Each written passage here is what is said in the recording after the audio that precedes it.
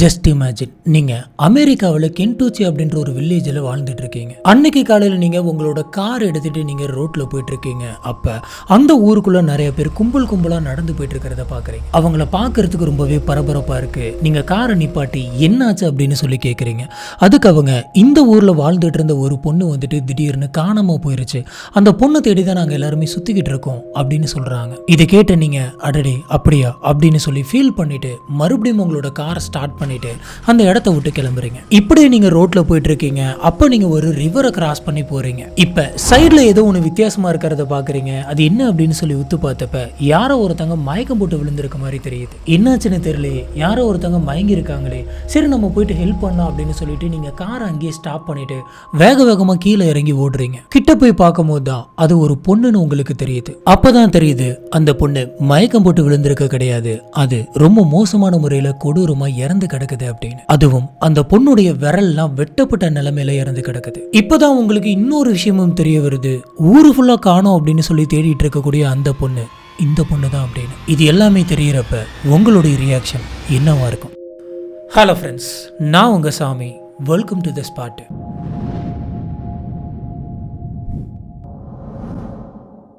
அமெரிக்காவில் கென்டூச்சி அப்படின்னு சொல்லிட்டு ஒரு கிராமம் இருக்கு. இது கிராமம், அதனால மக்கள் தொகை வந்துட்டு கொஞ்சம் கம்மியாக தான் இருக்கு. இந்த கிராமம் வந்துட்டு ரொம்ப பச்சை பசேர்னு இருக்குமா, இயற்கை வளங்கள் வந்துட்டு நிறைய இருக்கக்கூடிய ஒரு கிராமம். இந்த கிராமத்துக்குள்ள கம்மி மக்கள் தான் இருக்காங்க அப்படின்றதுனால இந்த கிராமத்துல யார் யார் இருக்காங்க, அவங்க என்ன பண்றாங்க அப்படின்றது எல்லாமே அந்த கிராமத்தில் இருக்கிற எல்லாருக்குமே தெரியும். இப்படி இருக்கிறப்ப தான் செப்டம்பர் 10, 1999 அங்க இருக்கக்கூடிய போலீஸ் ஸ்டேஷனுக்கு ஒரு கால் வருது. போலீஸ் ஆபீசர்ஸ் இந்த கால் எடுத்து பேசுறாங்க. அந்த கால்ல ஒரு லேடி வந்துட்டு ரொம்ப பதட்டமா பேசிட்டு இருந்தாங்க. எமர்ஜென்சி எமர்ஜென்சி அப்படின்னு சொல்லி போன்ல கத்துறாங்க. அவங்க பேசுறப்பே தெரியுது அங்க ஏதோ ஒரு பிரச்சனை இருக்கு அப்படின்னு. போலீஸ் ஆபீசர்ஸும் பயப்படாதீங்க, என்னன்னு சொல்லுங்க அப்படின்னு சொல்லி கேக்குறாங்க.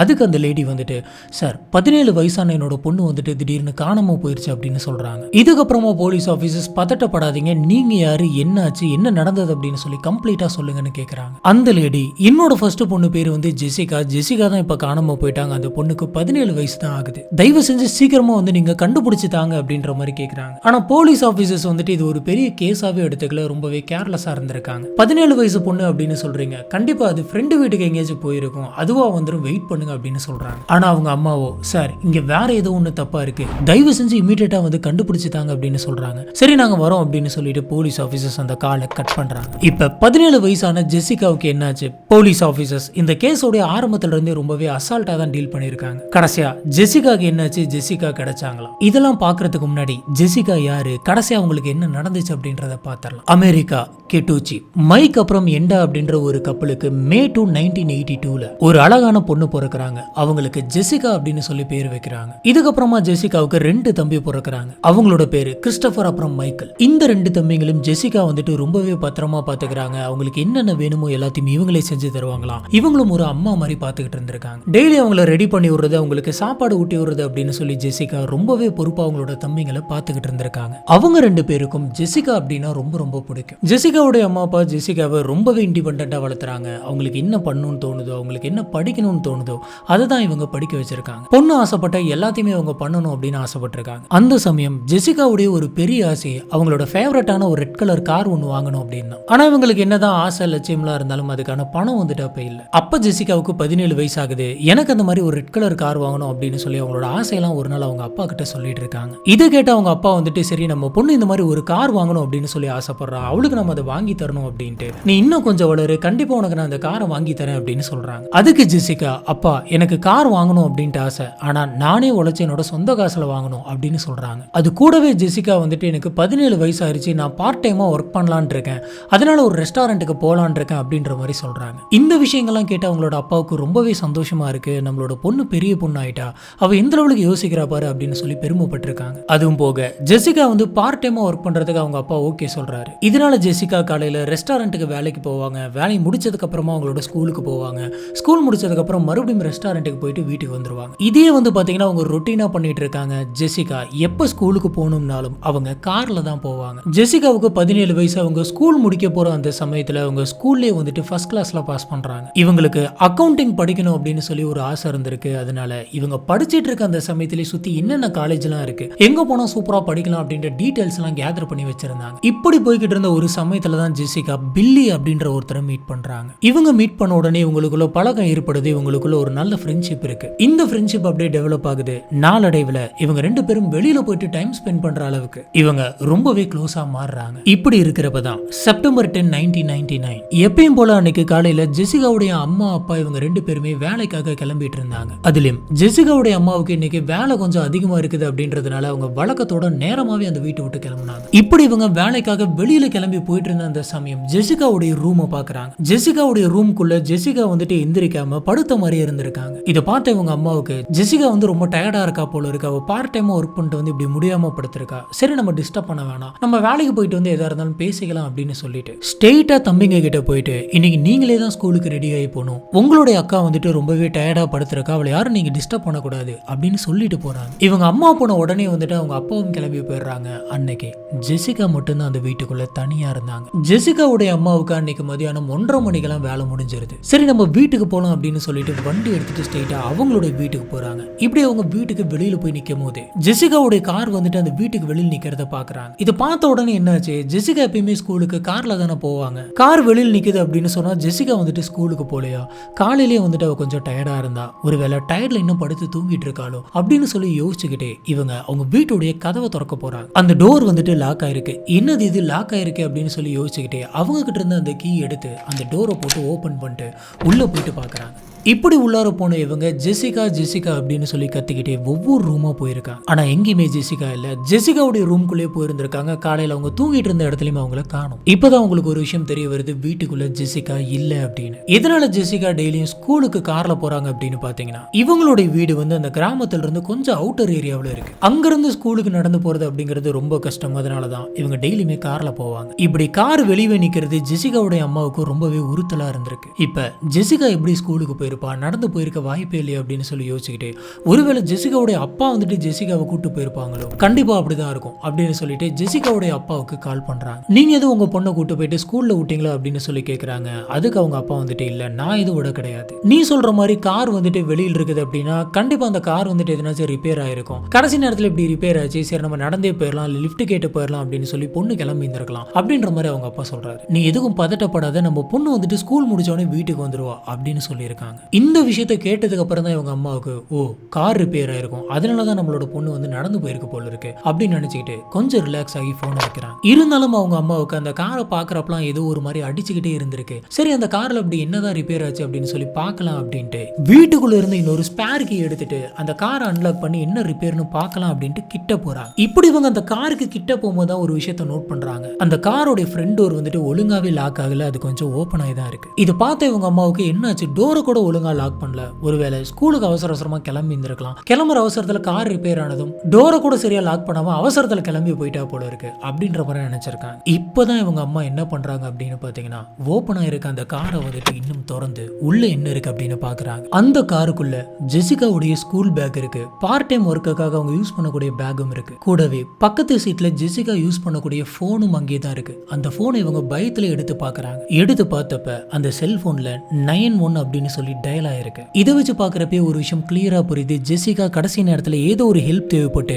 911க்கு கால் பண்ண ட்ரை பண்ணிருக்காங்க. ஆனா அவங்க அந்த காலை பண்றதுக்கு உள்ளாரே அவங்களுக்கு ஏதோ ஒரு விஷயம் நடந்திருக்கு. அதுவும் போக அந்த காருக்குள்ள ஜெசிகாவுடைய ஒரே ஒரு ஷூ மட்டும் கிடைச்சிருக்கு. ஜெசிகா எப்படி அவங்களோட ஒரு ஷூ மட்டும் போட்டு வெளியில போயிருக்க முடியும்? கண்டிப்பா வாய்ப்பே இல்லை. ஒரு ஷூ மட்டும் போட்டு நடந்திருக்க முடியாது. அவங்க வெறுங்கால போயிருந்தாலும் இன்னொரு ஷூ இங்கே தான் இருந்திருக்கணும். இதெல்லாம் பார்த்தா அவங்க அம்மாவுக்கு ஒரு விஷயம் கிளியரா புரியுது, ஜெசிகா ஸ்கூலுக்கு கிளம்புறதுக்காக கூடவே பார்ட் டைம் ஒர்க்குக்காக அப்படின்னு சொல்லி எல்லாத்தையுமே ரெடி பண்ணி கார்ல வச்சுட்டு கார்ல உட்கார்ந்து இருக்காங்க. அதுக்கப்புறமா அவங்களுக்கு ஏதோ ஒண்ணு நடந்திருக்கணும் அப்படின்னு சொல்லி பயந்து போன இவங்க எதுக்கும் ஜெசிகா ஸ்கூலுக்கு போயிருக்காளா அப்படின்றத நம்ம கன்ஃபார்ம் பண்ணிப்போம் அப்படின்னு சொல்லி உடனடியா ஸ்கூலுக்கு கால் பண்றாங்க. ஸ்கூல்ல இருந்த டீச்சர் வந்துட்டு அந்த காலை எடுக்கிறாங்க. எடுத்து ஜெசிகா இங்க வந்துட்டாளா அப்படின்னு சொல்லி கேட்டதுக்கு ஒரு நிமிஷம் வெயிட் பண்ணுங்க அப்படின்னு சொல்லிட்டு அவங்க அட்டெண்டன்ஸ் செக் பண்ணி பார்த்திருக்காங்க. அன்னைக்கு ஜெசிகா வரல. இதனால அந்த டீச்சர் இல்ல ஜெசிகா இன்னைக்கு வரல அப்படின்னு சொல்லிடுறாங்க. அடுத்தபடியா அவங்க பார்ட் டைமா ஒர்க் பண்ணக்கூடிய இந்த ரெஸ்டாரண்ட்டுக்கு கால் பண்ணி என்னோட பொண்ணு ஜெசிகா அங்க வந்திருக்காளா அப்படின்னு கேக்குறாங்க. அந்த ரெஸ்டாரண்டோட ஓனரும் இல்ல, ஜெசிகா இன்னைக்கு வரல, இதுக்கு மேல சாயந்தரம் தான் வருவா அப்படின்ற மாதிரி சொல்றாங்க. ஜெசிகாவுடைய அம்மாவுக்கு இன்னுமே பதட்டம் அதிகமாகுது, என்ன பண்றது அப்படின்னு தெரியல. உடனே எல்லா ஃப்ரெண்ட்ஸுக்குமே கால் அடிக்கிறாங்க. ஆனா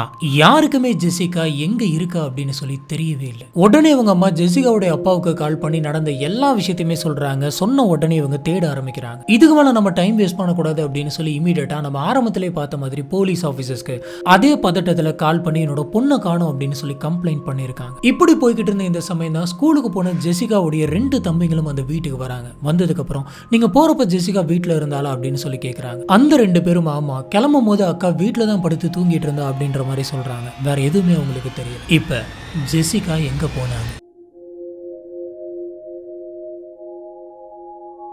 ஜெசிகாவை காணும் அப்படின்னு சொல்லி அவங்க போலீஸ் ஆஃபீஸர்ஸ்ட்ட சொன்ன சமயத்தில் அவள் ஃப்ரெண்டு வீட்டுக்கு போயிடுவா, வந்துருவா, கவலைப்படாதீங்க அப்படின்ற மாதிரியான பதில்கள் மட்டும்தான் வந்துச்சே தவிர போலீஸ் ஆஃபீஸர்ஸ் கிட்ட இருந்து இமீடியட்டாக எந்த ஒரு ஆக்ஷனுமே நடக்கல. இதுக்கு மேலே வெயிட் பண்ணுறது நம்மளுக்கு தான் பிரச்சனை அப்படின்னு சொல்லி ஜெசிகாவுடைய அம்மா அப்பா ஃப்ரெண்ட்ஸ் இவங்க எல்லாருமே சேர்ந்து தேட ஆரம்பிக்கிறாங்க. அம்மா ஒரு பக்கம், அப்பா ஒரு பக்கம், பக்கத்து வீட்டுக்காரங்க, அந்த ஊர் மக்கள் அப்படின்னு சொல்லி எல்லாருமே ஜெசிகாவுடைய ஃபோட்டோ எடுத்துகிட்டு போயிட்டு ஒவ்வொருத்தர்கிட்டயே காட்டி அந்த பொண்ணை பற்றி கேட்குறாங்க. ஆனால் யாருக்குமே எதுவுமே தெரியல. இவங்களுக்கு ஒரு க்ளூவும் கிடைக்கல. இப்படி ஒரு நாள் கம்ப்ளீட்டாக போகுது. அடுத்த நாள் விடிஞ்சிருது. இவங்க எல்லாருமே போலீஸ் ஸ்டேஷனுக்கு கோவமா போயிட்டு என்னோட பொண்ணு இன்னும் வீட்டுக்கு வரல, இப்பயாச்சும் தேடுவீங்களா அப்படின்னு கேட்குறாங்க. அதுவும் போக நேத்தே நீங்க எனக்கு தேடுறதுக்கு ஹெல்ப் பண்ணிருந்தீங்க அப்படின்னு சொன்னா கண்டிப்பா என்னோட பொண்ணு வந்து கிடைச்சிருப்பா அப்படின்ற மாதிரி சொல்றாங்க. நாங்க விடிய விடிய தேடிட்டோம், இன்னும் எங்களோட பொண்ணு கிடைக்கல, தயவு செஞ்சு ப்ளீஸ் வந்து தேடித்தாங்க அப்படின்னு சொல்லி அழுகுறாங்க. இதுக்கப்புறமா போலீஸ் ஆஃபீஸர்ஸ் இன்வெஸ்டிகேஷனுக்காக 2 போலீஸ் ஆஃபீஸர்ஸ் ஜெசிகா கூட அனுப்பி வைக்கிறாங்க. இப்ப ஜெசிகாவுடைய வீட்டுக்குள்ள எதனாச்சும் எவிடன்ஸ் கிடைக்குமா அப்படின்னு சொல்லி வீட்டை தேடுறதுக்காக போலீஸ் ஆஃபீஸர்ஸ் வராங்க. இவங்க முக்கியமா தேட வேண்டியதே வந்து பாத்தீங்கன்னா ஜெசிகாவுடைய ரூம் தான். ஏன்னா எந்த போலீஸ் ஆபீசர்ஸா இருந்தாலும் முக்கியமா மிஸ் ஆன அந்த பர்சனுடைய ரூமை தான் வந்துட்டு முதல்ல செக் பண்ணுவாங்க. ஆனா இவங்க அந்த மாதிரி எதையுமே செக் பண்ணாம ஜெசிகாவுடைய அம்மா கார்ல தான் காணாம போயிட்டா அப்படின்னு சொன்னதுனால ஸ்ட்ரெயிட்டா காருக்கு போயிட்டு சர்ச் பண்ணிருக்காங்க. அதுவும் சர்ச் பண்ண வந்த போலீஸ் ஆபீசர்ஸோட கையில ப்ராப்பரா கிளவுஸ் கூட போடல. இவங்க பாட்டுக்கு காரை ஓபன் பண்ணி உள்ள எதனாச்சும் இருக்கா அப்படின்ற மாதிரி தேடிக்கிட்டு இருந்திருக்காங்க. ஒருவேளை கொலகாரனோட ஃபிங்கர் பிரிண்ட் வந்து அந்த கார்ல ஏதாச்சும் ஒரு இடத்துல பட்டிருந்தது அப்படின்னு சொன்னா 2 ஃபிங்கர் பிரிண்ட் மிக்ஸ் ஆகிறதுக்கோ இல்ல கொலகாரனோட ஃபிங்கர் பிரிண்ட் வந்து இவர் கைப்பட்டு அழியறதுக்கும் நிறைய சான்சஸ் இருக்கு. ஆனா இந்த மாதிரியான ஒரு பேசிக்கான விஷயம் கூட தெரியாம இவங்க பாட்டுக்கு வெறும் கையில தேடிக்கிட்டு இருந்திருக்காங்க. அவங்க தேடுறத பார்க்கும்போது இவங்க சீரியஸ் எல்லாம் தேடல, ஏதோ ஒண்ணு கடமைக்கு தான் தேடிட்டு இருக்காங்க அப்படின்னு எல்லாருக்குமே எல்லாம் தெரியுது. இந்த விஷயங்கள்லாம் பார்த்துட்டு இருந்த ஜெசிகாவுடைய அம்மாவுக்கும் அப்பாவுக்கும் போலீஸ் ஆபீசர்ஸ் மேல இருந்த நம்பிக்கையே போகுது. இதுக்கு மேல இவங்கள நம்பணும் அப்படின்னு சொன்னா வேலைக்கு ஆகாது அப்படின்னு சொல்லிட்டு இவங்க வெளியில போயிட்டு மீடியாவில் அவங்களுக்கு நடந்த எல்லாத்தையுமே சொல்றாங்க. இதுக்கப்புறம் ஜெசிகாவுடைய நியூஸ் வந்துட்டு ஹாட் ட்ரெண்டிங் நியூஸா மாறுது. திரும்ப எல்லா பக்கமும் ஜெசிகா காணாம போயிட்டாங்க, இந்த கேஸ்ல எதனாச்சும் தடயம் கிடைக்குமா அப்படின்ற விஷயம் தான்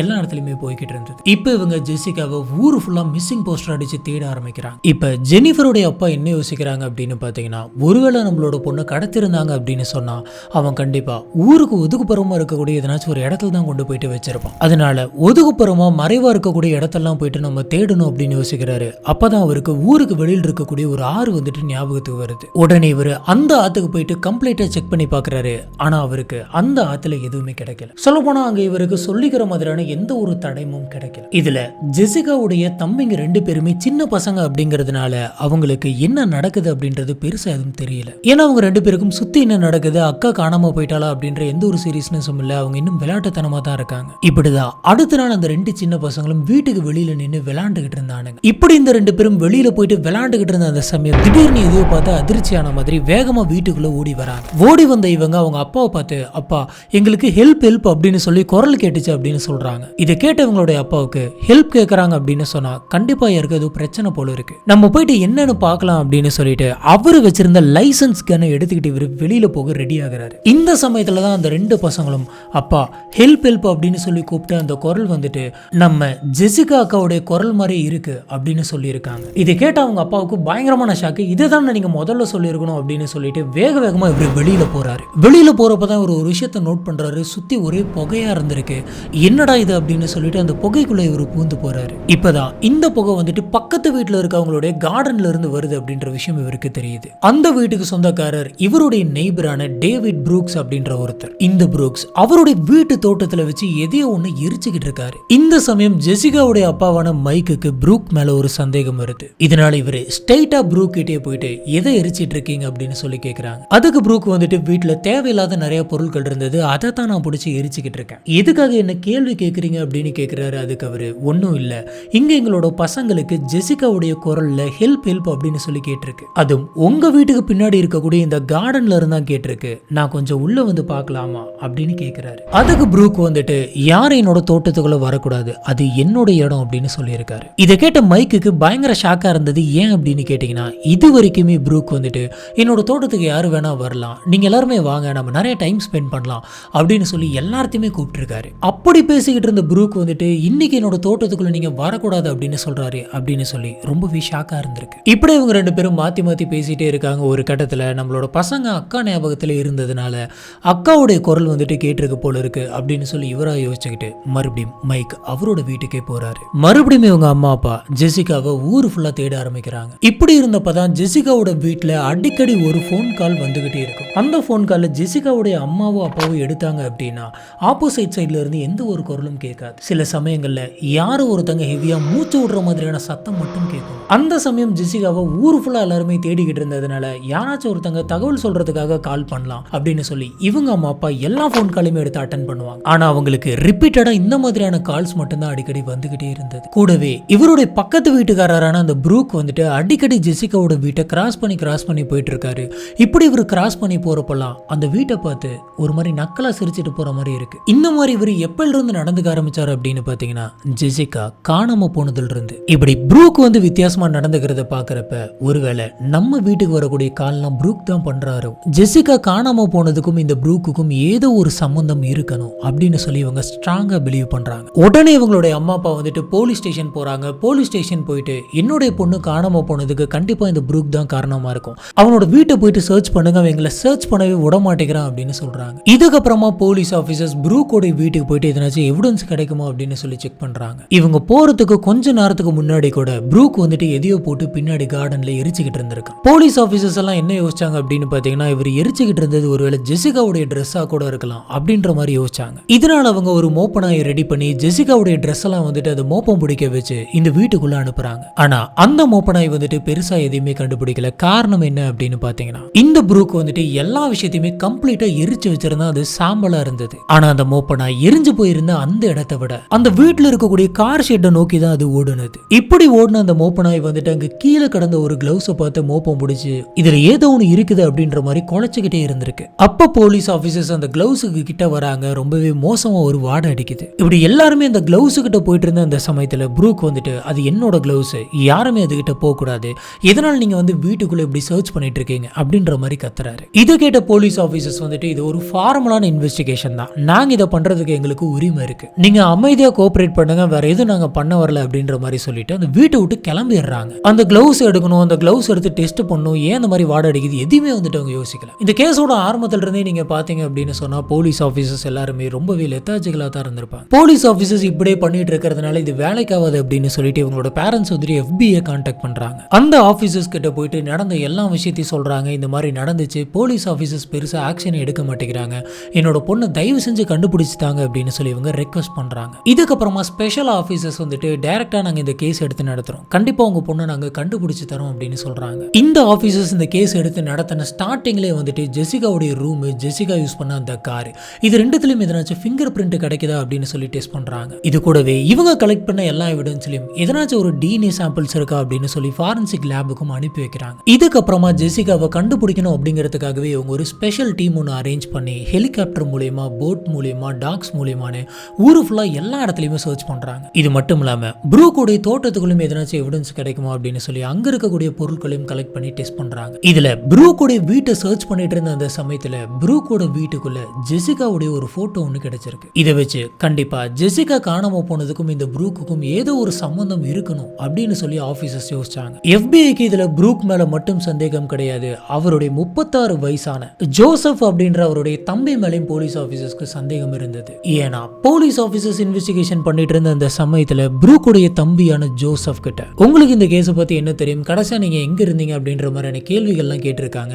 அதுக்கு ஜோசப் வந்துட்டு நீங்க யாரு, நீங்க ஏன் என்னை கேட்குறீங்க, நான் ஏன் உங்களுக்கு பதில் சொல்லணும் அப்படின்ற மாதிரியான பதில் தான் சொல்லியிருக்காரு. நாங்களாம் பெரிய ஆஃபீஸர்ஸ் இன்வெஸ்டிகேஷனுக்காக தான் வந்திருக்கோம், நாங்கள் கேட்டோம் அப்படின்னு சொன்னால் நீ பதில் சொல்லணும் அப்படின்னு அவங்க சொல்கிறாங்க. இதில் ஜோசப்புடைய ஆக்டிவிட்டி வந்துட்டு ரொம்ப வித்தியாசமாக இருந்திருக்கு. அவர் திடீர்னு பயப்படுற மாதிரி இருந்திருக்கு, பதட்டப்படுற மாதிரி இருந்திருக்கு, வார்த்தை வார்த்தைகள்லாம் மாத்தி மாத்தி பேசுற மாதிரி இருந்திருக்கு. இதனால ஆபீசர்ஸ்க்கு இவங்க மேல ஒரு சந்தேகம் இருந்தது. ஆனா இப்போ வரைக்குமே இவங்களுக்கு எதிரான எந்த ஒரு ப்ராப்பர் எவிடன்ஸும் இல்ல. சரி, எப்படியாச்சும் இவங்க தான் தப்பு பண்ணிருக்காங்க அப்படின்னு சொல்லி நம்ம எவிடன்ஸை கலெக்ட் பண்ணி ஆகணும் அப்படின்னு போலீஸ் ஆபீசர்ஸ் 24/7 வந்துட்டு இவங்க பின்னாடி சுத்திட்டு இருக்காங்க. இப்படி போய்கிட்டு இருந்த அந்த சமயம் தான் செப்டம்பர் 17 போலீஸ் ஆபீசர்ஸ்க்கு ஒரு கால் வருது. இந்த கால்ல ஒரு லேடி பேசியிருக்காங்க. அந்த லேடி என்ன சொல்லியிருக்காங்க அப்படின்னு பாத்தீங்கன்னா, சார், இந்த ஊருக்கு ஒதுக்குப்புறமா இருக்கக்கூடிய ஆத்துக்கிட்ட தான் நான் இருக்கேன், இங்க சீக்கிரம் வந்து என்ன இருக்குதுன்னு பாருங்க அப்படின்னு சொல்லிட்டு அந்த லேடி போனை கட் பண்றாங்க. போலீஸ் ஆபீசர்ஸ் அடிச்சு பிடிச்ச அந்த ஆத்துக்கு போறாங்க. அந்த ஆத்துல ஒரு சடலம் இருக்கு. உடனடியாக போலீஸ் ஆபீசர்ஸ் இவங்களுக்கு கால் பண்ண அந்த பொண்ணை கூப்பிட்டு விசாரிக்கிறாங்க. அப்ப அந்த பொண்ணு, நான் இந்த ஆத்து வழியா கார்ல போயிட்டு இருந்தேன், அந்த சமயத்துல தூரத்துல ஏதோ ஒண்ணு மிதந்து போற மாதிரி இருந்தது, ஒருவேளை யாரோ ஒருத்தங்க விழுந்துட்டாங்க போல இருக்கு, நம்ம போயிட்டு ஹெல்ப் பண்ணலாம் அப்படின்னு சொல்லி காரை ஒரு ஓரமா நிப்பாட்டிட்டு நான் அந்த ஆத்துக்கிட்ட நடந்து போனேன். மிதந்துட்டு இருக்கிற அந்த பொருளுக்கு கொஞ்சம் கிட்ட போய் பார்க்கும் போது தான் தெரிஞ்சது பக்கத்தில் இருக்கிற தண்ணி ஃபுல்லா ரத்தமா இருந்தது. அப்பதான் ரொம்ப மோசமா கொடூரமா கிடந்த இந்த சடலத்தை நான் பார்த்தேன். எனக்கு ரொம்பவே பயமா இருந்தது. அதனாலதான் உடனடியாக உங்களுக்கு போன் பண்ணி இந்த இடத்துக்கு வர சொன்னேன் அப்படின்னு சொல்றாங்க. இதுக்கப்புறமா போலீஸ் ஆபீசர்ஸ் அந்த சடலம் வந்துட்டு யாருடையது அப்படின்னு பாக்குறாங்க. பார்த்த உடனே இது ஒரு பொண்ணுடைய சடலம் அப்படின்னு தெரியுது. அந்த பொண்ணுடைய சடலத்துல விரல்கள்லாம் வந்துட்டு வெட்டப்பட்டிருக்கு, காலில் நிறைய கீறல்கள் இருந்திருக்கு, அவங்களோட உடம்புல யாரோ ஒருத்தங்க கடிச்ச மாதிரியான தடயம்லாம் இருக்கு. அது மட்டும் இல்லாம அந்த பொண்ணுடைய கால்ல ஒயிட் கலர் ரெட் கலர் பெயிண்ட்லாம் அடிச்சிருக்கு. அந்த பொண்ணு ட்ரெஸ் எல்லாம் கிழிஞ்சு பார்க்கவே ரொம்ப கொடூரமான முறையில இறந்து கிடந்தாங்க. அதுவும் அந்த பொண்ணுடைய சடலம் வந்துட்டு அழுகி போன நிலைமையில தான் கிடைச்சது. அந்த பொண்ணுடைய முகம் கூட சரியா தெரியல. அந்த சமயம் ஆபீசர்ஸ்க்கு ஒருவேளை இது ஜெசிகாவா இருக்குமோ அப்படின்னு சொல்லி தோணுது. ஏன்னா அப்ப ஆபீசர்ஸ் எவ்வளவோ தேடியும் ஜெசிகா வந்துட்டு கிடைக்கவே இல்லை. இதுக்கப்புறமா போலீஸ் ஆபீசர்ஸ் அந்த பொண்ணுடைய சடலம் வந்துட்டு ஜெசிகா தானா அப்படின்றத கன்ஃபார்ம் பண்ண முயற்சி பண்றாங்க. இவங்க ஸ்ட்ரைட்டா ஜெசிகாவுடைய அப்பாவுக்கு போயிட்டு இந்த மாதிரி ஒரு சடலம் கிடைச்சிருக்கு அப்படின்னு எல்லா விவரத்தையும் சொல்லி நீங்க அடையாளம் பார்த்து சொல்லுங்க அப்படின்னு கூப்பிடுறாங்க. இதை கேட்ட ஜெசிகாவுடைய அப்பா மைக் வந்துட்டு, கண்டிப்பா அது என்னோட பொண்ணா இருக்க வாய்ப்பே கிடையாது, என்னோட பொண்ணு ஏதோ ஒரு இடத்துல கண்டிப்பா உயிரோட தான் இருப்பா அப்படின்னு சொல்றாரு. போலீஸ் ஆபீசர்ஸ் எவ்வளவு ஃபோர்ஸ் பண்ணி கூப்பிடுறாங்க, ஆனா மைக் வந்துட்டு வரவே இல்லை. இதனால அடையாளம் காட்டுறதுக்காக ஜெசிகாவுடைய அம்மா வந்துட்டு போலீஸ் ஆபீசர்ஸ் கூட அந்த ஸ்பாட்டுக்கு போறாங்க. ஜெசிகாவுடைய அம்மா வந்துட்டு அந்த சடலத்தை பாக்குறாங்க. அந்த சடலம் வந்துட்டு ரொம்ப மோசமான முறையில கடந்திருக்கு. இதை பார்க்கும் போதே அவங்களுக்கு பயங்கரமா அழுக வந்திருக்கு. யார் இந்த பொண்ணுன்னு தெரியல, இவ்வளவு மோசமா கொலை பண்ணிருக்காங்க அப்படின்னு சொல்லி பாக்குறாங்க.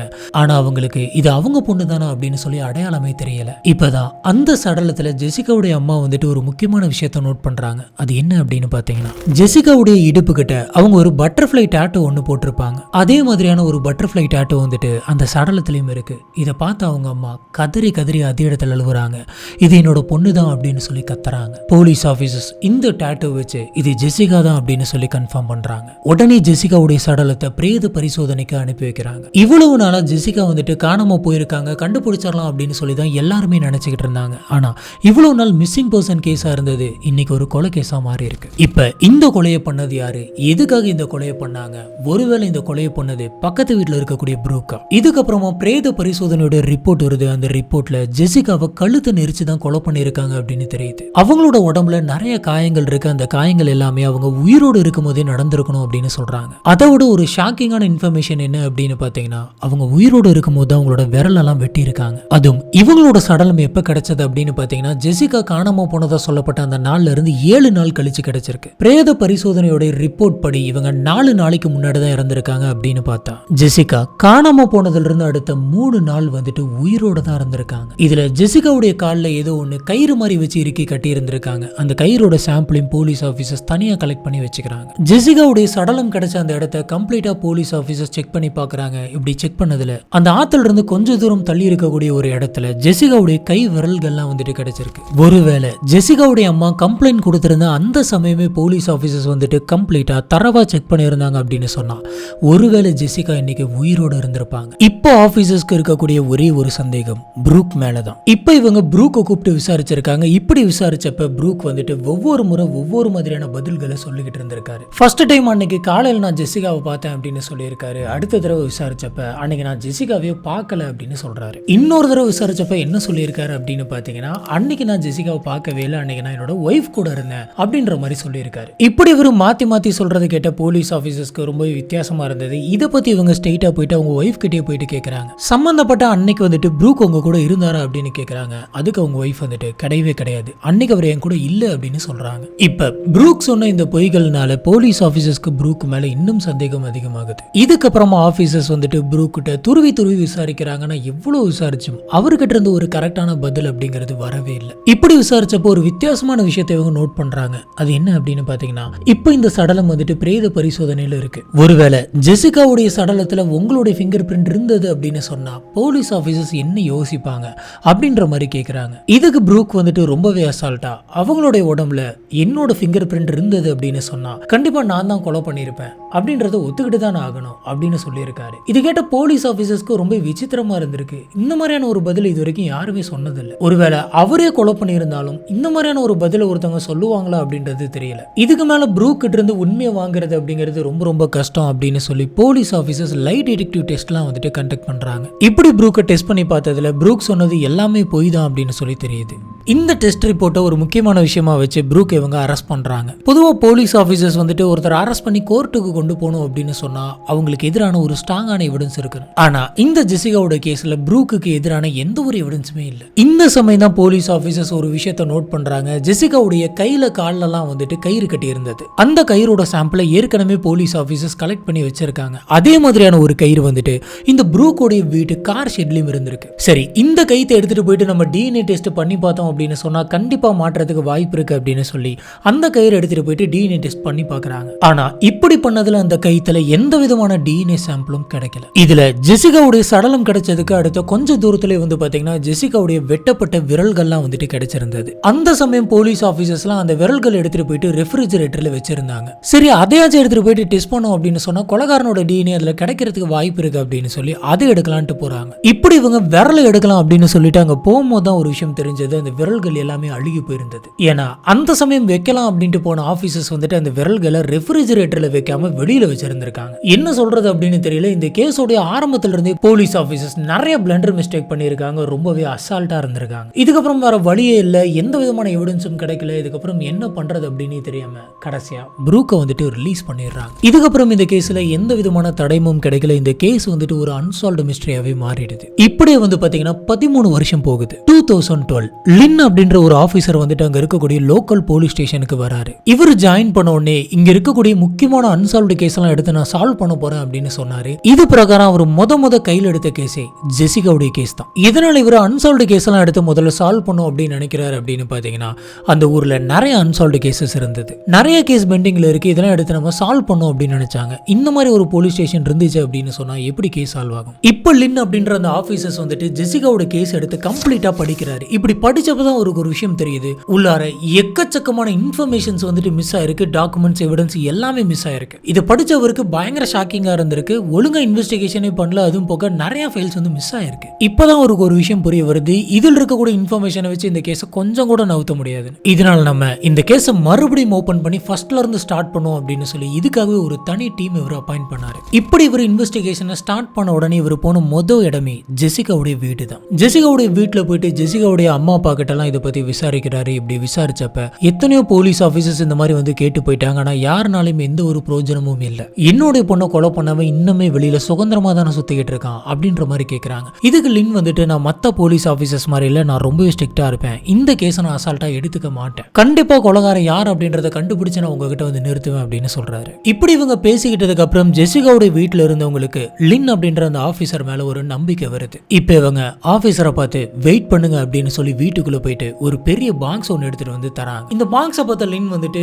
இதுல என்ன இருக்கு, ஏன் இதை தரீங்க அப்படின்னு கேக்குறாரு. அதுக்கு ஜெசிகாவுடைய அம்மா, ஜெசிகா காணாம போன அந்த சமயத்துல காருக்குள்ள கிடைச்ச எல்லா பொருளுமே இதுல தான் இருக்கு. இது உங்களோட இன்வெஸ்டிகேஷனுக்கு தேவைப்படும் நினைக்கிறேன், அதனாலதான் தரேன் அப்படின்னு சொல்றாங்க. இதை கேட்ட ஆபீசர் லின்னுக்கு இது பயங்கரமான ஷாக்கா இருந்திருக்கு. காரணம் என்ன அப்படின்னு கேட்டீங்கன்னா இதெல்லாம் எவிடன்ஸ், இதெல்லாம் கண்டிப்பா போலீஸ் கஸ்டடியில் தான் இருந்திருக்கணும். ஆனா இது அங்க இல்லாம இவங்களோட வீட்டுக்குள்ள அசால்ட்டா வச்சிருந்திருக்காங்க. அப்படின்னா அந்த சமயத்துல இருந்த ஆபீசர்ஸ் வந்துட்டு எந்த லட்சணத்துல இன்வெஸ்டிகேஷன் பண்ணிருப்பாங்க அப்படின்றத அவர் ரொம்ப தெளிவா புரிஞ்சுக்கிறாரு. இவர் ஜெசிகாவுடைய ஃபேமிலியில் இருக்கவங்க எல்லாத்துக்கிட்டையுமே சாரி சொல்லிட்டு இவர் அவரோட இன்வெஸ்டிகேஷனை ஸ்டார்ட் பண்றாரு. இப்ப அவர் போலீஸ் ஃபைல்ஸ்ல இருந்த எல்லா டாக்குமெண்ட்டுமே பார்த்துட்டு இருக்காரு. அப்பதான் ப்ரூக்கோடைய ஒரு ஃபைல் வந்துட்டு இவருக்கு கிடைக்குது. இதை பார்த்த இவர் வந்துட்டு பயங்கரமா ஷாக் ஆகுறாரு. அது என்ன அப்படின்னா ப்ரூக்கோடைய ஐக்யூ லெவல்ல சொல்லக்கூடிய ஒரு ரிப்போர்ட். அந்த ரிப்போர்ட்ல ப்ரூக்கோடைய ஐக்யூ லெவல்ல 61 அப்படின்னு கொடுத்திருக்காங்க. சராசரியா ஒரு அடல்ட்டோடைய ஐக்யூ லெவல் வந்துட்டு 85ல இருந்து 114 வரைக்கும் இருக்கும். இதை வச்சு என்ன தெரியுது அப்படின்னு பாத்தீங்கன்னா ப்ரூக்குக்கு ஐக்யூ லெவல் ரொம்ப ரொம்ப ரொம்ப ரொம்ப கம்மியா இருக்கு. இதனாலதான் இவர் போலீஸ் ஆபீசர்ஸ் கிட்ட மாத்தி மாத்தி பேசி இருந்திருக்காரு. ஏன்னா அவரோட ஐக்யூ லெவலே ரொம்ப ரொம்ப கம்மி. அவர்கிட்ட இருந்து ஒரு கரெக்டான பதில் வரணும் அப்படின்னு சொல்லி யாருனாலுமே எதிர்பார்க்க முடியாது. இந்த கேஸ்ல போலீஸ் ஆபீசர்ஸ்க்கு ப்ரூக் மேல சந்தேகம் வர்றதுக்கான ஒரு முக்கியமான காரணமே இவர் மாத்தி மாத்தி பதில் சொல்றது. அண்ட் லை டிடெக்டிவ் டெஸ்ட்ல இவர் பொய் சொல்றாரு அப்படின்னு சொல்லி வந்தது. இந்த விஷயத்தை வச்சுதான் இவர் தான் கொலை பண்ணிருப்பாரு அப்படின்னு சொல்லி போலீஸ் ஆபீசர்ஸ் ஒரு தீர்மானத்துக்கு வந்தாங்க. ஆனா இப்போ இந்த ரிப்போர்ட்ஸ் எல்லாம் வச்சு பார்த்தப்ப அவர் யதார்த்தமா தான் சொல்லியிருக்காரு அப்படின்னு தெரியுது. அப்படி பாத்தீங்கன்னா கொலைகாரன் ப்ரூக் கிடையாது. இந்த கேஸ்ல இது வரைக்கும் நம்மளுக்கு தெரியாத ஒரு கொலைகாரன் இருக்கான். இப்ப அந்த கொலைகாரன் எப்படி கிடைச்சான் அப்படிங்கறதான் பார்க்க போறோம். லின் வந்துட்டு மறுபடியும் ஜெசிகாவுடைய ஃப்ரெண்ட்ஸ், ஃபேமிலி, நெய்பர்ஸ் அப்படின்னு சொல்லி எல்லாத்தையுமே கூப்பிட்டு வச்சு இன்வெஸ்டிகேஷன் பண்றாங்க. இப்படி 2 வருஷமா இன்வெஸ்டிகேஷன் போயிட்டு இருந்தது. 2014 செப்டம்பர், அதாவது ஜெசிகா காணாம போய் இறந்து போய் கரெக்டா 15 வருஷம் கழிச்சு இந்த கொலைக்கு சம்பந்தப்பட்ட ஒரு க்ளூ வந்துட்டு போலீஸ் ஆபீசர்ஸ் லின்னுக்கு கிடைக்குது. இப்ப லின்னுக்கு ஒரு போன் கால் வந்திருக்கு. அந்த போன் கால் இருக்கிறது அவருடைய ஃப்ரெண்டு தான், அதாவது இன்னொரு போலீஸ் ஸ்டேஷன்ல இருக்கக்கூடிய ஒரு ஆபீசர். அவர் இந்த போன் கால்ல இந்த கேஸை நீ தான் நடத்திட்டு இருக்க, இந்த கேஸோட ஒரு முக்கியமான எவிடன்ஸ் எனக்கு தெரியும், சொல்ல போனா கொலைகாரன் யாருன்னு கூட எனக்கு தெரியும் அப்படின்னு சொல்றாரு. இது கேட்ட லின்னுக்கு பயங்கரமா ஷாக் ஆகுது. என்ன சொல்ற, கொலைகாரன் யாருன்னு உனக்கு தெரியுமா அப்படின்னு கேட்கிறாரு. இவர் என்ன சொன்னார் அப்படின்றத பாக்குறதுக்கு முன்னாடி நான் ஒரு விஷயத்தை இங்க சொல்றேன். ஜெயில இருக்கக்கூடிய மத்த கைதிகளோட அவங்களுக்கு தண்டனை கம்மியா கிடைக்கணும் அப்படிங்கிறதுக்காக அவன் இந்த மாதிரி பண்ணிட்டான், யார் இந்த கொலையை பண்ணதுன்னு எனக்கு தெரியும் அப்படின்ற இன்ஃபர்மேஷன்லாம் வெளியில சொல்லுவாங்க. இந்த மாதிரி தான் அந்த ஸ்டேஷன்ல இருந்த ஒரு கைதி வந்துட்டு ஜெசிகாவை கொலை பண்ணது யார் அப்படின்னு சொல்லி எனக்கு தெரியும். சொல்ல போனா அந்த நபர் வந்துட்டு ஜெயிலுக்குள்ள கைதியா இருந்தப்ப நான் தான் அவன் கூட இருந்து பேசிட்டு இருந்தேன், அப்ப எல்லா இன்ஃபர்மேஷனையும் நான் கலெக்ட் பண்ணிட்டேன் அப்படின்ற மாதிரி சொல்லியிருக்காரு. இப்ப அந்த கைதி தான் வந்து பாத்தீங்கன்னா அந்த ஆபீசர் கிட்ட ஜெனிஃபரை கொலை பண்ணது யாருன்னு எனக்கு தெரியும் அப்படின்னு சொல்லியிருக்காரு. இப்ப அந்த ஆபீசர் வந்துட்டு லின்னுக்கு கால் பண்ணி இந்த விஷயத்த சொல்லியிருக்காரு. இதை கேட்ட லின் ஆரம்பத்துல என்ன நினைக்கிறாரு அப்படின்னு பாத்தீங்கன்னா, நிறைய கைதிகள் வந்துட்டு அவங்களுக்கு தண்டனை குறையணும் அப்படிங்கிறதுக்காக இல்லாத போல அதெல்லாம் சொல்லுவாங்க, சில சமயங்கள்ல பொய் சொல்லுவாங்க, அந்த மாதிரி இது ஒரு பொய்யா இருக்கலாம் அப்படின்னு யோசிச்சாரு. இருந்தாலும் நம்மளும் இந்த கேஸை அசால்ட்டா எடுத்துக்க கூடாது, ஒருவேளை அந்த கைதி சொல்றது உண்மையா இருந்துட்டா அப்படின்னு சொல்லி போன் கால்ல அந்த ஆபீசர் கிட்ட நான் அந்த கைதி கிட்ட பேசணும், நீ ஏற்பாடு பண்ண முடியுமா அப்படின்னு கேட்கிறாரு. அதுக்கு அந்த ஆபீசர் சரி வா நான் ஏற்பாடு பண்ணி தரேன் அப்படின்னு சொல்ல உடனடியே அவர் அந்த கைதியை மீட் பண்ண போறாரு. இப்ப அந்த கைதி வந்து பாத்தீங்கன்னா பண்ணக்கூடாத நிறைய மோசமான விஷயங்கள்லாம் பண்ணிட்டு ஜெயிலுக்கு வந்திருக்கான். அதுவும் இவன் திருப்பி திருப்பி நிறைய குற்றங்கள் பண்ணியிருக்கான் அப்படின்றதுனால இவனை ஒரு ஜெயில வைக்க கிடையாது, பல ஜெயில வச்சிருந்திருக்காங்க, பல செல்லுல மாத்தி மாத்தி போட்டிருந்திருக்காங்க. இப்ப லின் வந்துட்டு இந்த கைதி கிட்ட பேசுறாரு. அப்ப அந்த கைதி என்ன சொல்றாரு அப்படின்னு பாத்தீங்கன்னா, ஒரு நாள் என்ன செல் மாத்திரேன் அப்படின்னு சொல்லிட்டு இன்னொரு கைதி இருந்த ஒரு செல்லுக்குள்ள கொண்டு போய் என்ன விட்டுட்டு போயிட்டாங்க. இப்ப அந்த செல்லுக்குள்ள நாங்க 2 பேரும் மட்டும்தான் இருந்தோம். 2 பேரும் ஆரம்பத்துல கொஞ்சம் கொஞ்சமா பேசிக்க ஆரம்பிச்சோம். அதுக்கப்புறம் நிறைய விஷயங்களை பத்தி பேசணும். இப்பதான் நான் என்ன தப்பு பண்ணிட்டு உள்ள வந்தேன், அவன் என்ன தப்பு பண்ணிட்டு உள்ள வந்தான் அப்படின்ற விஷயங்களை பத்தி எல்லாம் பேச ஆரம்பிச்சோம். அந்த சமயம் அந்த கைதி என்ன பண்ணிட்டு ஜெயிலுக்கு வந்திருந்தான் அப்படின்னு பாத்தீங்கன்னா, சின்ன பொண்ணுங்க கிட்ட தகாத முறையில நடந்துக்க ட்ரை பண்ணும் அப்படின்னு சொல்லி அதுக்காக அவனை அரெஸ்ட் பண்ணி ஜெயில போட்டிருந்தாங்க. இப்போ இவங்க நிறைய விஷயங்களை ஷேர் பண்ணிட்டு இருந்தாங்க. அந்த சமயம் தான் அந்த கைதி யார்கிட்டயுமே சொல்லாத ஒரு ரகசியத்தை நான் உங்ககிட்ட சொல்றேன், நான் தான் ஜெசிகா அப்படின்ற ஒரு பொண்ணை கொலை பண்ணேன், ஆனா அந்த கொலையை யார் பண்ணது அப்படின்னு சொல்லி இப்போ வரைக்குமே போலீஸ் ஆபீசர்ஸ்னால கண்டுபிடிக்கவே முடியல. அதை கேட்ட இவர் வந்துட்டு ஓ நீ பெரிய ஆள் தான் போல இருக்கு சம்மப்பா அப்படின்ற மாதிரிலாம் சொல்லியிருக்காரு. இப்படி பேசி பேசியே எல்லா உண்மையுமே அந்த கைதி கிட்ட இருந்து இவர் வாங்கிடுறாரு. இப்ப இந்த கைதி வந்துட்டு கொலை பண்ணதா சொன்ன அந்த கைதியோட பேரை ஆபீசர் லின் கிட்ட சொல்றான். அந்த பேரை கேட்ட போலீஸ் ஆபீசர்ஸ்க்கு பயங்கரமான ஷாக். ஏன்னா அந்த குற்றவாளியோட பேரு ஸ்டான்லி. இந்த ஸ்டான்லி வந்துட்டு வேற யாரும் இல்ல, ஜெசிகாவுடைய சொந்த அங்கிள், அதாவது ஜெசிகாவுடைய அப்பாவான மைக்குடைய சொந்த தம்பி. நம்ம இங்க சொல்லணும் அப்படின்னா சித்தப்பா அப்படின்னு தான் சொல்லணும், ஆனா அங்க எல்லாரையுமே அங்கிள் தான் கூப்பிடுவாங்க. அதனால இவனை ஜெசிகாவுடைய அங்கிள் அப்படின்னு சொல்லி மென்ஷன் பண்றாங்க. இப்போ ஆபீசர் லின் வந்துட்டு ஸ்டான்லி எப்படி இந்த கொலை பண்ணதான் உங்ககிட்ட சொன்னான் அப்படின்னு சொல்லி அந்த கைதி கிட்ட கேட்க அந்த கைதி அவன் சொன்ன எல்லாத்தையுமே சொல்றான். ஜெசிகா ரொம்பவே சின்ன பிள்ளையா இருந்தப்பல இருந்தே ஸ்டான்லி அப்படின்றவன் வந்துட்டு அந்த பொண்ணு கிட்ட ரொம்பவே மோசமா தொந்தரவு பண்ணிட்டு இருந்திருக்கான். இப்படி நான் பண்ணக்கூடிய இந்த விஷயங்களை பத்தி நீ வெளியில யார்கிட்டயும் சொல்லக்கூடாது, சொல்லிட்ட அப்படின்னு சொன்னா உன்னோட சேர்த்து எல்லாத்தையும் நான் கொன்றுவேன் அப்படின்னு சொல்லி மிரட்டி இருக்கான். இதுக்கு பயந்து போன ஜெசிகா வந்துட்டு ஸ்டான்லி அப்பப்போ பண்ணக்கூடிய சித்திரவதைகள் எல்லாத்தையுமே வந்துட்டு அவங்க தாங்கிக்கிட்டு இருந்திருக்காங்க. இவங்க வெளியில யாருக்கிட்டையுமே சொல்ல கிடையாது. சொல்ல போனா இத்தனை வருஷம் கழிச்சுதான் இந்த மாதிரியான ஒரு சம்பவம் ஜெசிகாவுக்கு நடந்திருக்கு அப்படிங்கிறதே வெளியில் இருக்கக்கூடிய எல்லாருக்குமே தெரியுது. இந்த மாதிரியான இடம் வரும்போது தான், இந்த மாதிரியான சம்பவங்களை பத்தி கேட்கும் போது தான் இந்த மாதிரியான கேவலமான ஆட்களும் வந்துட்டு சுத்திட்டு இருக்காங்க அப்படின்னு தெரியுது. அதுவும் சொந்த வீட்டுக்குள்ள இருக்க இருக்கக்கூடிய ஒரு பொண்ணு. இதுல நல்லா யோசிச்சா இவன் அப்பா முறை வருது. அதுவும் ஜெசிகா சின்ன பாப்பாவா இருக்கும் போதுல இருந்து இவன் இந்த மாதிரி பண்ணியிருக்கான். இந்த மாதிரியான கேவலமான விஷயங்கள் வந்துட்டு நாளைக்கு அவங்க சாகிற வரைக்கும் அவங்களோட மனசுல இருக்கும். அவங்க நாளைக்கு ஒரு புது லைஃப் ஸ்டார்ட் பண்ணும்போது அவங்களுக்கு அது எவ்வளவு கஷ்டமா இருந்திருக்கும். எல்லாத்துக்கும் காரணம் இந்த மாதிரியான கேவலமான கிருமிங்க தான். 1999ல ஹை ஸ்கூல் போயிட்டு இருந்த ஜெசிகா நம்ம ஆரம்பத்திலே பார்த்த மாதிரி பில்லி அப்படின்ற ஒரு பையன் கூட பழகிட்டு இருந்தாங்க. இவங்க பழகிறத பாக்குறப்ப இது கண்டிப்பா லவ்வா தான் இருக்கும். இது லவ்வா மாறிடுச்சு அப்படின்னு சொன்ன ஜெசிகா, நான் இந்த மாதிரி அவளை கொடுமை பண்றேன் அப்படின்ற விஷயத்தெல்லாம் கண்டிப்பா அவள் லவ்வர் கிட்ட சொல்லிடுவா. இப்படி அவ போய் சொல்லிட்டா அப்படின்னு சொன்னா கண்டிப்பா அவன் வந்து என்ன கேள்வி கேட்பான். அவன் கேள்வி கேட்கலனாலும் சுத்தி இருக்கிறவங்க எல்லாருமே கேள்வி கேட்பாங்க. இதுக்கப்புறம் கண்டிப்பா நான் போலீஸ் கிட்ட மாட்டிப்பேன். அந்த மாதிரி ஒரு விஷயத்த நான் நடக்கவே விட மாட்டேன் அப்படின்னு சொல்லிட்டு இந்த ஸ்டான்லி வந்துட்டு அன்னைக்கு காலையில ஜெசிகாவை பார்க்க போறான். அதாவது அந்த சம்பவம் நடந்த செப்டம்பர் 10, 1999 அன்னைக்கு ஜெசிகாவுடைய அம்மா அப்பா ஆபீஸ் போயிடுறாங்க. தம்பிங்க 2 பேரும் ஸ்கூலுக்கு போயிடுறாங்க.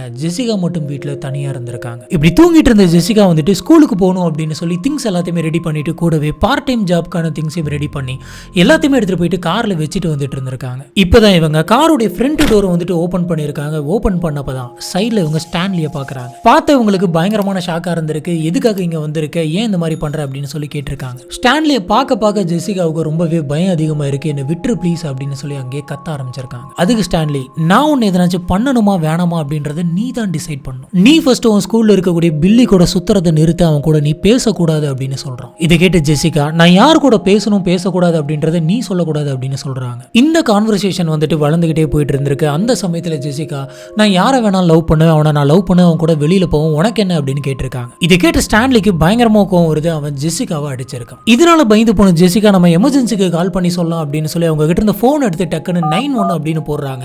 அதுக்குள்ள ஸ்டான்லி அந்த போனை புடுங்கி காருக்குள்ள தூக்கி போட்டு அவங்கள புடிச்சு இழுத்து அடிக்கிறான். ஜெசிகா ஸ்டான்லி கிட்ட இருந்து தப்பிச்சு ஜெசிகாவோட வீட்டுக்குள்ள ஓடுறாங்க. ஸ்டான்லி பின் தொடர்ந்து வரான். அந்த வீட்டுக்குள்ளேயே வச்சு ஜெசிகாவை பயங்கரமா அடிச்சிருக்கான். ஒரு கட்டத்துல ஜெசிகா வந்துட்டு மயக்கம் போட்டு கீழே விழுகிறாங்க. இப்ப ஸ்டான்லி வெளியில வந்து பார்த்திருக்கான். வெளியில பெருசா ஆள் நடமாட்டம் எதுவுமே இல்லை. இதுதான் கரெக்டான சமயம் அப்படின்னு சொல்லி அவங்க வீட்டுல இருந்து ஒரு பெட்ஷீட் எடுத்து ஜெசிகா மேல போத்தி ஜெசிகாவை கைத்துல கட்டி அந்த பெட்ஷீட்ல அப்படியே சுத்தி உருட்டி விடுறாங்க. இதுக்கப்புறம் ஜெசிகாவை தூக்கிட்டு வந்து ஸ்டான்லியோட கார்ல போட்டு அந்த ஊர்ல ஆள் நடமாட்டமே இல்லாத ஒரு ஷெட்டு கிட்ட கூட்டு போறாங்க. இந்த கார் ஷெட் வந்து பாத்தீங்கன்னா ஜெசிகாவுடைய சடலம் கிடைச்ச அந்த ஆத்துக்கு கொஞ்சம் பக்கத்துல தான் இருக்கு. அந்த ஷெட்ல தான் ஸ்டான்லி அடுத்த 3 நாள் ஜெசிகா வச்சு பயங்கரமா சித்திரவதை பண்ணியிருந்திருக்கான். அந்த 3 நாளுமே ஜெசிகாவை கைத்துல போட்டு இறுக்கி கட்டி வச்சு அந்த பொண்ணு கிட்ட ரொம்பவே தவறா நடந்துக்கிறான். இப்படி சித்திரவதை பண்றப்பதான் இவன் ஜெசிகாவுடைய விரலெல்லாம் வந்துட்டு வெட்டி இருக்கான். இப்ப ஜெசிகாவுடைய சடலம் வந்துட்டு போலீஸ் ஆபீசர்ஸ்க்கு ஈஸியாவே கிடைச்சிடணும் அப்படின்றதுனால பக்கத்துல இருந்த ஒரு ரோட்டு ஓரமா ஒரு மரத்துக்கடியிலே கொண்டு போயிட்டு ஜெசிகாவுடைய சடலத்தை ஆத்துக்கிட்ட போட்டு வரான். ஜெசிகாவை போத்தி எடுத்துட்டு வந்து அந்த பெட்ஷீட் எல்லாத்தையுமே எடுத்துட்டு வந்து அந்த ஷெட்டுக்கு பக்கத்திலே ஒரு குழியை தோண்டி அதுக்குள்ள அந்த பெட்ஷீட்டை போட்டு புதைச்சு வைக்கிறோம். ஜெசிகாவுடைய சடலத்தை போலீஸ் ஆபீசர்ஸ் கண்டுபிடிச்சதுக்கு அப்புறமா அவங்க ஸ்டான்லி கண்டுபிடிக்கிறதுக்கு வாய்ப்பு இருக்கு. நம்ம மாட்டிக்க கூடாது அப்படின்னு சொல்லி ஸ்டான்லி நினைக்கிறான். இதனால அவன் என்ன யோசிக்கிறான் அப்படின்னு பாத்தீங்கன்னா, அந்த ஊர்ல போதைப் பொருள்லாம் கடத்த ஒரு கும்பல் இருக்கு. அந்த கும்பல் வழக்கமாவே சில பேர்த்த கொலை பண்ணிட்டு அவங்களோட விரல்லாம் வந்துட்டு வெட்டி எடுத்துட்டு போயிருவாங்க. இந்த மாதிரியான ஒரு பேட்டர்ன்ல அங்க கொலைகள் நடந்துட்டு இருக்கு. இந்த விஷயம் இவனுக்கு நல்லாவே தெரியும். இதனாலதான் இவன் வேணும்னே ஜெசிகாவுடைய விரல்லாம் வந்துட்டு வெட்டி எடுத்திருக்கான். ஏன்னா இப்படி வெட்டப்பட்ட விரலோட இந்த சடலம் கிடைக்கிறப்ப அந்த போதை பொருட்கள்லாம் கடத்தக்கூடிய அந்த குரூப் தான் இந்த கொலையும் பண்ணியிருக்கும் அப்படின்னு சொல்லி போலீஸ் ஆபீசர்ஸ் திசை திரும்பிடுவாங்க அப்படின்னு இவன் நினைச்சிருக்கான். இது எல்லாத்தையுமே அந்த கைதி வந்துட்டு சொல்லிட்டு இருந்திருக்கான். கூடவே அவன் இன்னொரு விஷயத்தையும் சொல்றான். அது என்ன அப்படின்னு பாத்தீங்கன்னா, ஜெசிகாவுடைய ஒரு ஷூ ஒரு சாக்ஸ் மட்டும் அந்த காருக்கு பின் சீட்டுக்கிட்டே கிடக்கும். அதை அந்த கைதி வந்துட்டு கரெக்டா சொல்லியிருக்கான். இப்ப ஜெசிகாவோட கேஸில் நடந்த விஷயங்களும் அந்த கைதி சொன்ன விஷயங்களும் கரெக்டா மேட்ச் ஆயிருக்கு. இன்னும் சொன்னதெல்லாம் கரெக்டா அப்படின்னு நம்ம செக் பண்ணி பார்த்தரலாம் அப்படின்னு லின் ஆபீசர் வந்துட்டு ஆத்துக்கு பக்கத்துல எதனாச்சும் ஷெட் இருக்கா அப்படின்னு சொல்லி போய் பார்த்திருக்காங்க.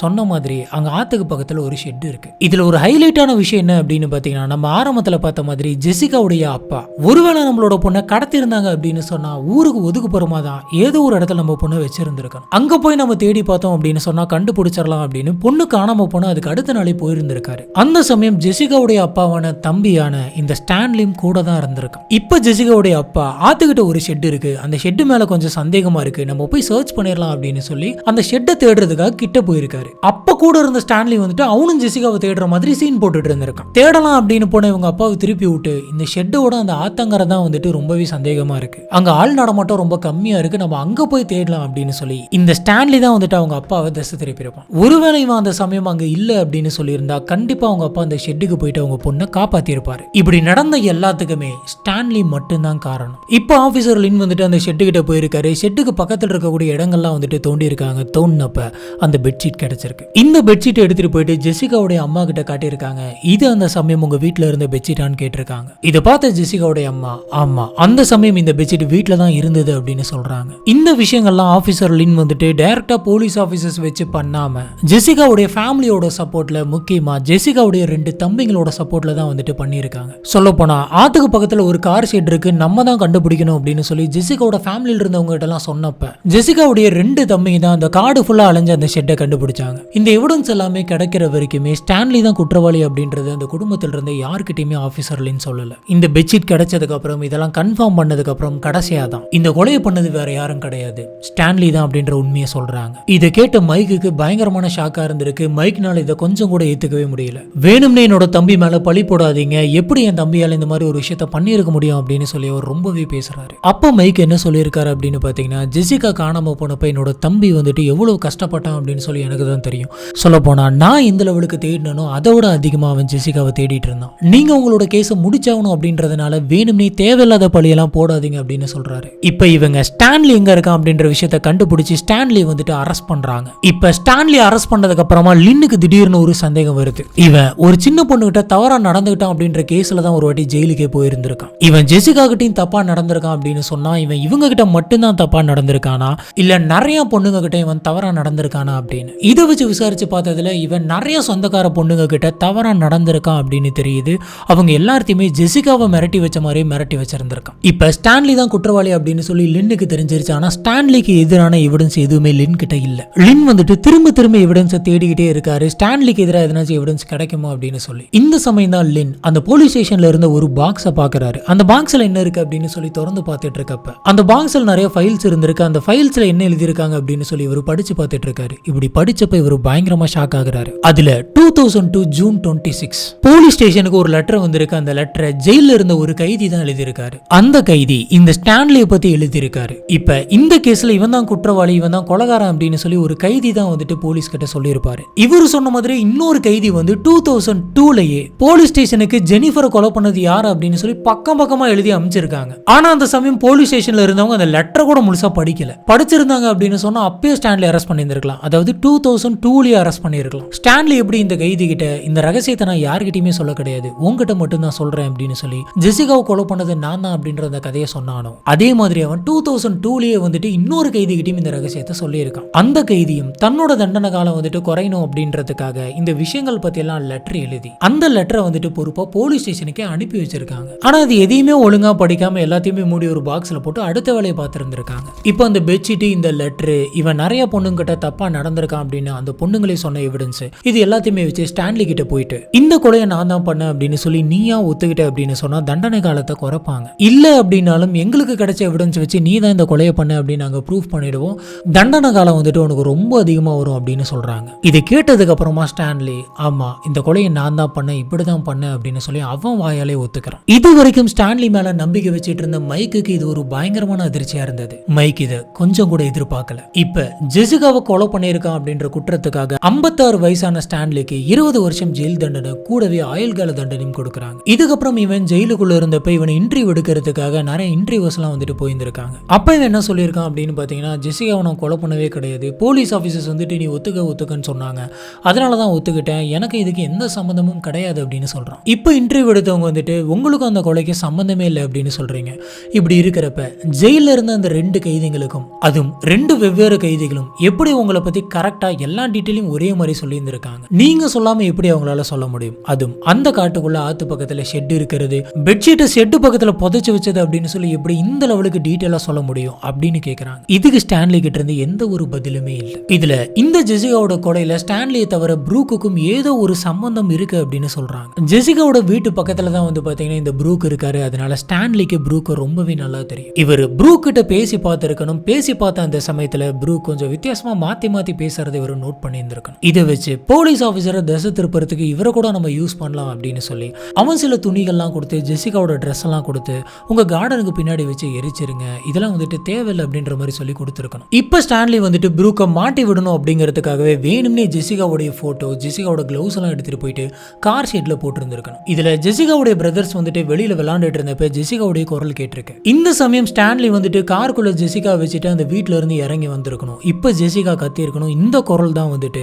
அந்த தம்பிங்க 2 பேருக்கும் கேட்டு வீட்டுக்குள்ள போயிட்டு அவங்க அப்பா கிட்ட சொல்லி இருக்கணும். இப்படி இந்த தம்பிங்க 2 பேரும் வீட்டுக்குள்ள போன அந்த இருந்த கேப்ல அந்த கார் எடுத்துட்டு ஸ்டான்லி அந்த இடத்த விட்டு போயிருக்கணும். சொல்ல போனா இது எல்லாமே ஸ்டான்லியா பார்த்து ஃப்ரேம் பண்ணி வச்சதுதான். இது எல்லாம் உண்மையா பொய்யா அப்படின்னு சொல்லி விசாரிக்கிறதுக்கு இப்ப ப்ரூக் வந்துட்டு உயிரோட இல்ல. ப்ரூக் 2021ல ஹார்ட் அட்டாக்ல இறந்துறாரு. அன்னைக்கு என்ன நடந்துச்சு அப்படின்னு சொல்லி ஸ்டான்லியை தவிர இன்னொருத்தவங்களுக்கு மட்டும்தான் அது தெரியும். ஜெசிகா அவங்களும் உயிரோட இல்ல. இதுதான் இன்னைக்கு நம்ம பாக்குறது இந்த கேஸ். இந்த கேஸை பத்தி உங்களுக்கு என்ன தோணுது அப்படிங்கறத கீழே இருக்கக்கூடிய கமெண்ட் பாக்ஸ்ல மறக்காம ஸ்பாட் பண்ணுங்க. இதே மாதிரி நம்மளை சுத்தி நடக்கிற இன்னொரு விஷயத்தோட நம்ம இதை அங்க வச்சு டிஸ்கஸ் பண்ணலாம்.